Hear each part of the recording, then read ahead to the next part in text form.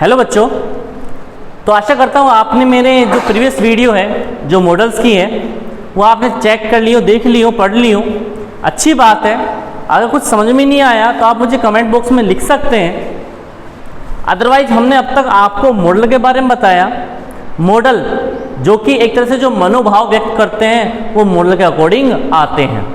यह मैंने एक उदाहरण भी दिया था, एक विशेषता भी बताई थी कि मॉडल को हम एक सहायक क्रिया का रूप भी दे सकते हैं, जिसमें हमारी 24 हेल्पिंग वर्ब्स थी, जिनमें हमने आपके सामने लिख रखा था कल, जिसमें is, am, are, was, were, has, have, had, do, does, did, can, could, may, might, shall, should, will, would, और टू, नीड और डेयर था।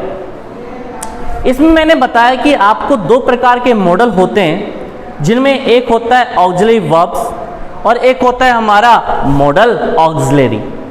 हमने एक ऑक्सिलरी जो हमारा कल वाला था उसमें ऑक्सिलरी अर्थात सहायक क्रिया से बनने वाले जो मॉडल्स होते हैं, जिनमें हमने खासकर बताया था कि डू, डज हो, डिड हो, इज, एम, आर हो, हैज, हैव, हैड हो, जिसमें फुल वर्ब के अकॉर्डिंग बनने वाला बताया था और एक हेल्पिंग वर्ब के अकॉर्डिंग बनने वाला बताया था। जैसे she is a good girl, जैसे मैंने बताया था, लिखा था, एक उदाहरण दिया था मैंने example, she is a good girl, वह एक अच्छी लड़की है। तो इज यहाँ पर फुल वर्ब का रूप धारण करती है। और एक मैंने लिखवाया था she is writing a letter, कि वह एक पत्र लिख रही है। तो यहाँ पे इज राइटिंग आ रहा है, अर्थात हेल्पिंग वर्ब साथ प्लस मेन वर्ब आ रही है, अर्थात यहाँ पर मेन वर्ब से पहले हम हेल्पिंग वर्ब प्रयोग कर रहे हैं, तो यहाँ पर हेल्पिंग वर्ब से बन रहा है। तो मॉडल्स हमारे वहाँ पे हो गए थे। अगला जो हमारा दूसरा जो हमारा काइंड्स ऑफ मॉडल है, जिनमें हमारा दूसरा है मॉडल ऑक्सिलरी, अर्थात मॉडल शब्द प्रवृत्ति, व्यवहार, मनोभावना आदि को व्यक्त करते हैं कि आदमी की प्रवृत्ति कैसी है, मनोभाव कैसे हैं और उसका व्यवहार कैसा है। इसी कारण से जो किसी पूर्ण क्रिया अर्थात फुल वर्ब की प्रवृत्ति या मन स्थिति को प्रकट करे, मॉडल सहायक क्रिया बनती है। अर्थात उसकी प्रवृत्ति होनी चाहिए और उसके मन स्थिति अर्थात उसको प्रकट करने वाली होती है, उसे मॉडल ऑक्सिलरी कहते हैं। इनका कभी भी अकेले प्रयोग नहीं होता। आपको पता है कि मॉडल कभी भी अकेला नहीं आता, मेन वर्ब के साथ आता है।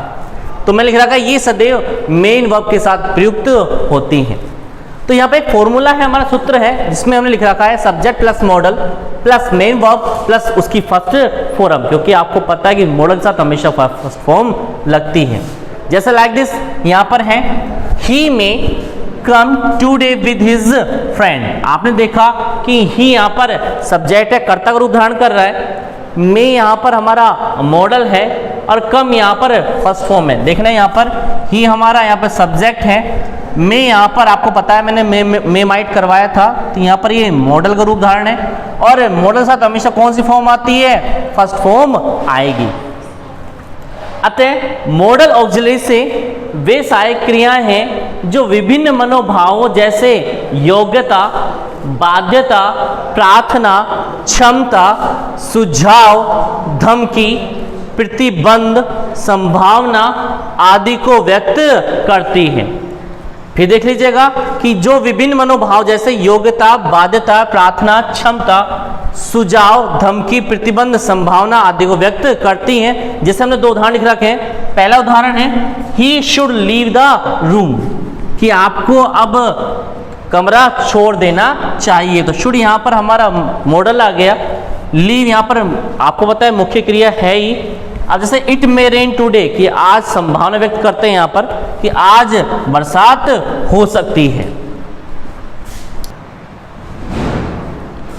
हाँ तो बच्चों, अपना एक अब शॉर्ट ट्रिक्स आती है मॉडल की, जिन्हें हम मॉडल सूचक शब्द कहते हैं, और वो अगर हमें दिख जाए तो हमें क्या करना होता है, हम उन मॉडल सूचक शब्दों को देखकर हम डायरेक्ट फिल कर सकते हैं। लाइक दिस, जैसे पहली बात तो हम सेंटेंस को पढ़ें और सेंटेंस का भाव को समझें। अगर सेंटेंस के भाव को समझकर आपको आ सकता है तो आप उसमें फिल कर सकते हैं, अगर नहीं है तो हमें कोई सूचक शब्द दिए हैं तो हम उनको देखकर आराम से उन चीज़ों की पूर्ति कर सकते हैं। लाइक दिस, जैसे हमारे यहाँ पर है एबल आ जाए, एबिलिटी आ जाए, कैपेसिटी आ जाए, कैपेबल अर्थात योग्यता, क्षमता इत्यादि आ जाए, पावर शक्ति आ जाए, स्ट्रेंथ माने शक्ति आ जाए, नो माने जानना, तो अर्थात क्षमता वाला कोई वाक्य हो या क्षमता वाले ऐसे सिंबल दे रखे हो तो हम कैन का प्रयोग कर देंगे।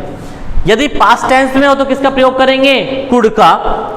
जैसे कोई I can lift this book, कि मैं इस किताब को उठा सकता हूँ। तो यहाँ पर क्षमता की बात आई कि मेरी क्षमता है कि मैं इस किताब को उठा सकता हूँ या मैं इस टेबल को उठा सकता हूँ। तो मेरी क्षमता है कि मैं जिस उम्र में मैं आराम से इस चीज़ को उठा सकता हूँ। अगर मैं इसी बात को एक साल के बच्चे से कहें तो शायद वो इन स्टूल को टेबल को नहीं उठा सकता। तो क्षमता चेंज हुई एक तरह से। जहाँ क्षमता की बात आ रही है तो हम कैन का प्रयोग कर देंगे। इंट्रोगेटिव तथा नेगेटिव वाक्यों में संभावना प्रकट करने के लिए कैन का प्रयोग करते हैं। यदि कोई वाक्य इंट्रोगेटिव हो या नेगेटिव हो तो हम कैन का प्रयोग कर देंगे, मे का नहीं करेंगे, क्योंकि आपको पता है जो संभावना व्यक्त होती है वहां पर हम किसका प्रयोग करते हैं? मे का प्रयोग करते हैं। अगला हमारा नॉट एबल आ जाए, अनेबल आ जाए, नॉट पॉसिबल आ जाए तो किसका प्रयोग करेंगे? कैन नॉट का प्रयोग करेंगे। आगे है हमारे, यदि वाक्य में पॉसिबल आ जाए, पॉसिबिलिटी आ जाए, प्रोबेबल आ जाए, प्रोबेबिलिटी आ जाए, लाइकहुड आ जाए, परमिशन आ जाए, अर्थात ये संभावना वाली बातें सारी। पॉसिबल माने संभव, लाइकहुड माने संभावना, प्रोबेबल माने संभावना, परमिशन माने अनुमति, परमिटेड अलाउड, परहैप्स माने शायद अनुमान लगाना, गैस माने अनुमान लगाना, विश माने इच्छा। अर्थात जैसे जो वाक्य में संभावना आए, इच्छा आए या अनुमति आए तो हम मे का प्रयोग कर देते हैं। लेकिन अभी इससे जस्ट पहले एक बात आई थी कि यदि वाक्य नेगेटिव या इंट्रोगेटिव हो तो हम मे का प्रयोग नहीं करेंगे, कैन का प्रयोग करेंगे। आगे हमारा यदि मे का पास्ट टेंस किया जाए तो किस में चेंज कर देंगे? माइट में चेंज कर देंगे।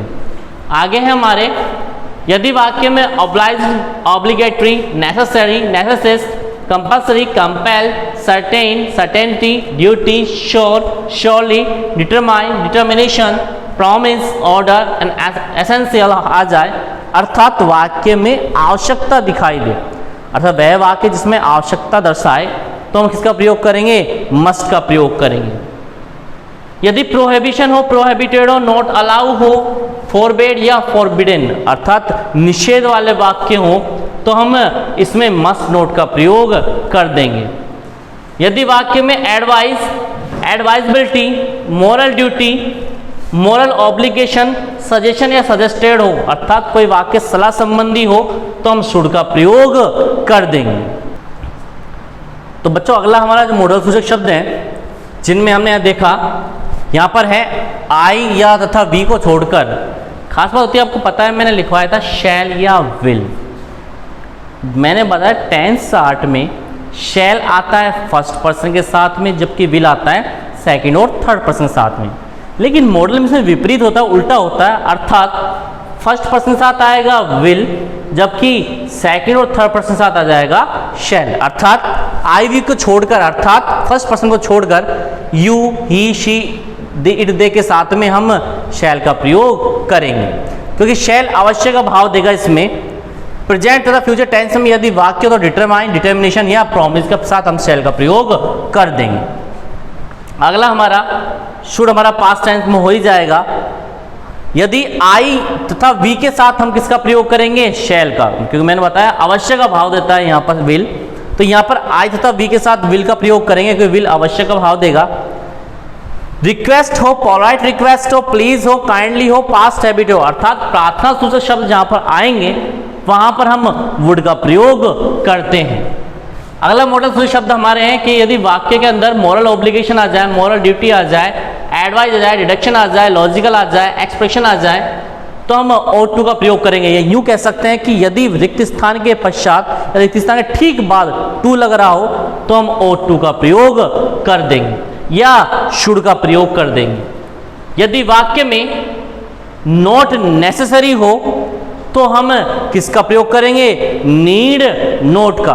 तो हमारी कुछ शॉर्ट ट्रिक्स थी जिनके बतौर हम मॉडल को आराम से लिख सकते हैं।